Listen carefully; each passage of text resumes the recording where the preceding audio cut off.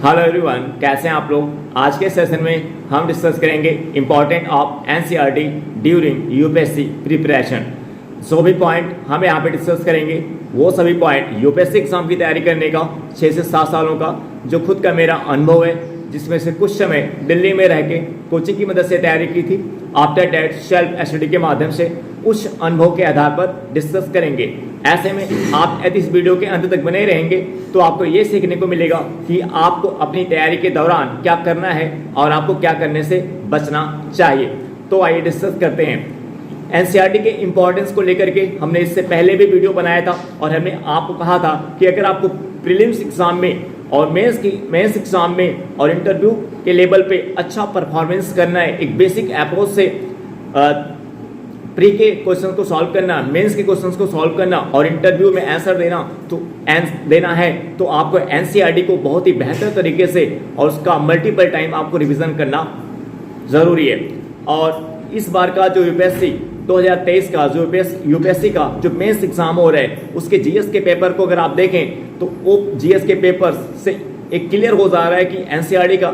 जो इम्पोर्टेंस है वो बहुत ज़्यादा है। बिना एनसीईआरटी की बुक के आप इस यूपीएससी एग्जाम में सक्सेस होने की, सफलता प्राप्त करने की कल्पना भी नहीं कर सकते हैं।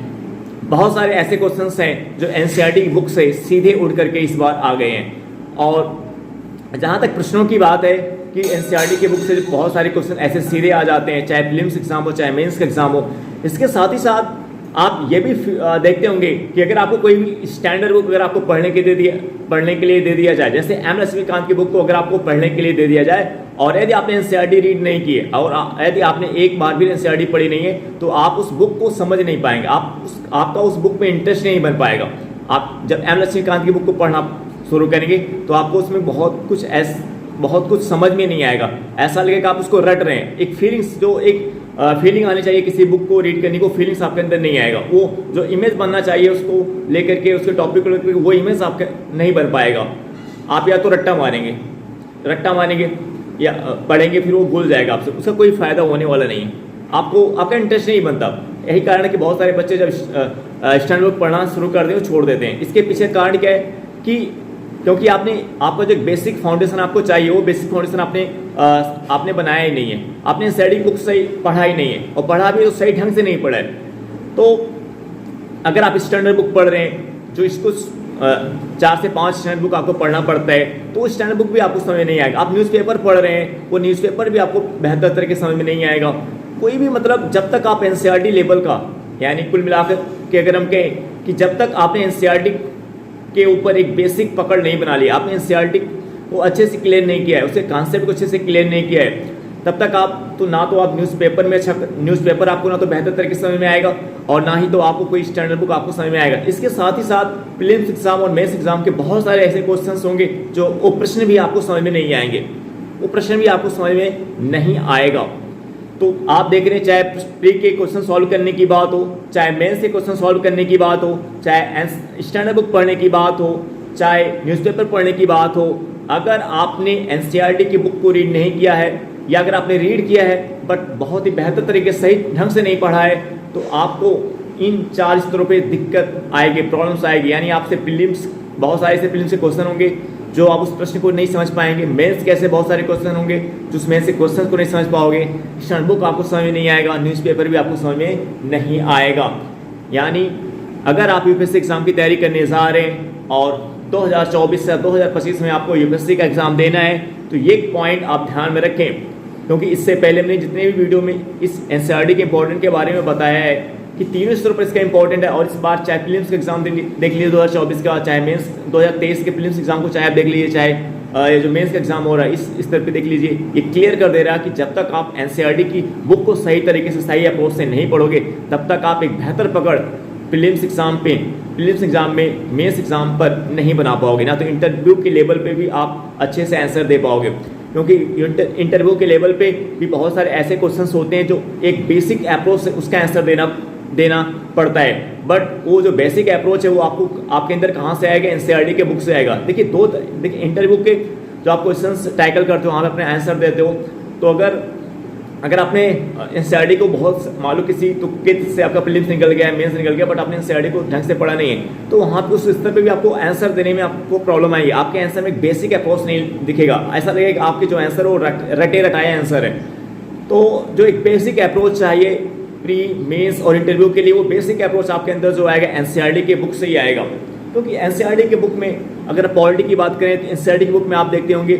जैसे जो स्टैंडर्ड बुक है उसमें अगर आपको जो एक एक कीवर्ड्स मिलते हैं, वो कीवर्ड्स एनसीईआरटी में अपने आप में एक चैप्टर होता है। जो कीवर्ड्स आपको स्टैंडर्ड बुक में देखने को मिलते हैं, जो हेडिंग आपको स्टैंडर्ड बुक में देखने को मिलते हैं, वो हेडिंग एनसीईआरटी की बुक में अपने आप में एक चैप्टर होता है। और उस चैप्टर को कैसे समझाया जाता है, कैसे समझाया जाता है, फिगर के थ्रू आउट समझाया जाता है, फिगर के थ्रू आउट समझाया जाता है, एग्जाम्पल के थ्रू आउट समझाया जाता है। उसका पर्पस क्या होता है? एनसीईआरटी का पर्पस यही है कि चीज़ों को आप उसको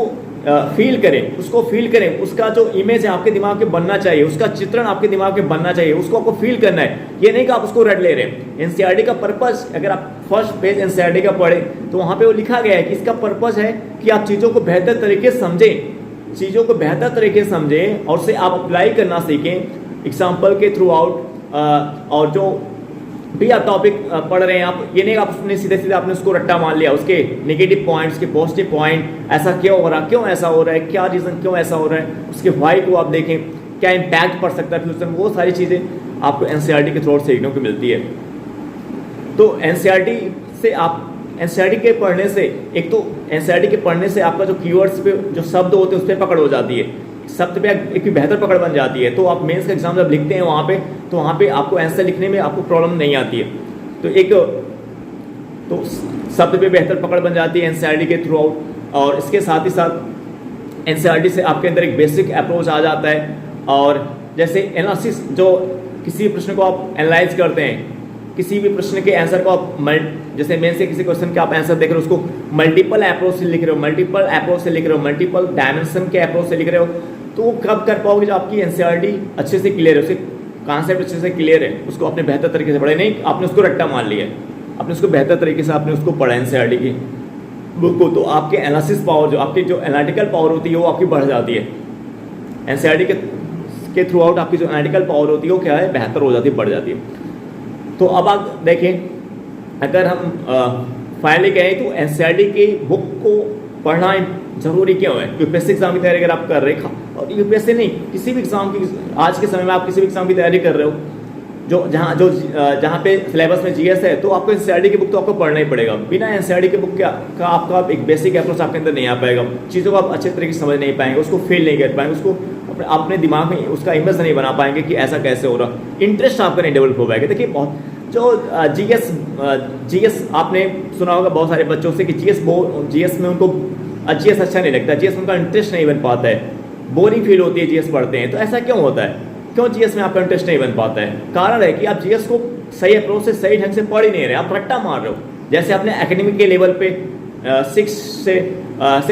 7, 8, 9, 10, 11, 12 के लेवल पे जैसे आपने रट्टा मारा है, ग्रेजुएशन के लेवल पे जैसे आपने रट्टा मारा है ह्यूमैनिटी के सब्जेक्ट में, वो अप्रोच रट्टे के अप्रोच से आपने पढ़ा है, आपने चीज़ों को रटा, आपने चीज़ों को समझा नहीं है, इस कारण से आपका इंटरेस्ट नहीं बन पा रहा है, रुचि नहीं बन पा रहा है। लेकिन अगर आप गहराई से जाके देखें, अगर आप जीएस एनसीईआरटी के बुक को अच्छे से पढ़ें, उसको समझ करके पढ़ें, जिस अप्रोच से, जिस एंगल से वो आपको समझाना चाहता है, उसके एंगल को अगर आप पढ़ें, उसके अप्रोच अगर आप पढ़ें, तो आप पाएंगे कि वो आपके एनालिटिकल, वो आपको एक आपकी जो एनालिटिकल पावर है, वो आपकी एनालिटिकल पावर को बढ़ाने का प्रयास करता है, आपको किसी भी टॉपिक को एक बेहतर पकड़ बनाने का प्रयास करता है, आपको ये बताने का प्रयास करता है कि आप किसी भी टॉपिक को रट्टा मत मारे, आप उस पर एक बेहतर समझ बनाएं, उस पर एक बेहतर अंडरस्टैंडिंग बनाएं। और ये आपको सिखा एनसीईआरटी की बुक को, अगर आप गहराई में जाके एनसीईआरटी की बुक को अंदर से पढ़े, ईमानदारी से, मेहनत से पढ़े, तो आप ये पाएंगे कि आप उसको, आप ह्यूमैनिटी के सब्जेक्ट को, हिस्ट्री, जियोग्राफी, इकोनॉमिक्स, इन सभी सब्जेक्ट को आप साइंस के अप्रोच से, साइंटिफिक अप्रोच से पढ़ सकते हो, साइंटिफिक अप्रोच से पढ़ सकते हो कि अगर ऐसा है तो क्यों हो रहा है, ऐसा क्यों हो रहा है, इसका क्या इम्पैक्ट हो सकता है। एक साइंटिफिक अप्रोच आपके अंदर आ जाएगा अगर आप एनसीईआरटी, जो आपको एनसीईआरटी सिखाना चाह रहा है, जो एनसीईआरटी आपको बताना चाह रहा है, एनसीईआरटी जो अप्रोच आपको सिखाना चाह रहा है, अगर आप उस अप्रोच को पकड़ने का प्रयास करें, उस अप्रोच को अपने अंदर लाने का प्रयास करें, तो आप एक बहुत ही आपका जो परफॉर्मेंस होगा प्री मेंस इंटरव्यू के लेवल पर, बहुत ही अच्छा परफॉर्मेंस आपका होगा। तो इसलिए आपको ध्यान देना है एनसीईआरटी को आपको इग्नोर नहीं करना है। आपको कुछ समय एनसीईआरटी पे देना, एक बेहतर अंडरस्टैंडिंग, बेहतर पकड़ बनाएंगे, क्योंकि आपको 1 साल का समय आपको बेसिक फाउंडेशन के लिए, आपको अपने बेसिक फाउंडेशन के लिए आपको 1 साल का समय, अगर आपके पास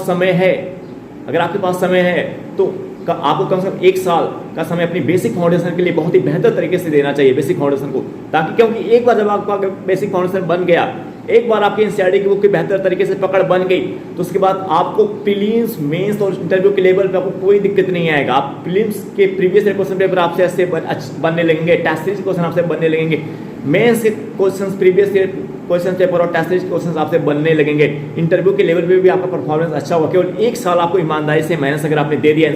बेसिक अप्रोच के लिए, अपनी बेसिक एनसीईआरटी को अच्छे से कवर करने के लिए, बेहतर उस पर एक बेहतर पकड़ बनाने के लिए, तो आपको किसी भी स्तर पर प्रॉब्लम नहीं आएगी। लेकिन अगर आपने ये काम नहीं किया, आपने एनसीईआरटी को बेहतर तरीके से पढ़ने का प्रयास नहीं किया, उस पर एक बेहतर अंडरस्टैंडिंग बनाने का प्रयास नहीं किया, तो पूरे वर्ष आप प्रॉब्लम में घिरे रहेंगे, भटकते रहेंगे। आपके सम्मुख प्रॉब्लम ये भी आएगी कि आप प्रीलिम्स, मेंस के स्तर पर या इंटरव्यू के इन स्तरों पर आप बार बार फेल होते रहेंगे। तो एक बार आपको समय तो देना है एनसीईआरटी की बुक पे एक बेहतर पकड़ बनाने के लिए। आई होप दैट ये वीडियो आपको समझ में आया होगा। हम आपसे नेक्स्ट वीडियो में मिलेंगे। Okay, bye.